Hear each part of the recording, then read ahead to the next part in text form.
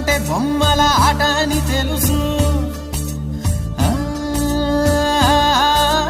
కథ అని తెలుసు, కథ అని తెలుసు, కథలన్నీ కంచికే చేరునని తెలుసు. తెలుసు తెర తొలుగుతుందని, తెలుసు తెల్లారుతుందని, తెలుసు ఈ కట్టె పుట్టుకుమంటదని.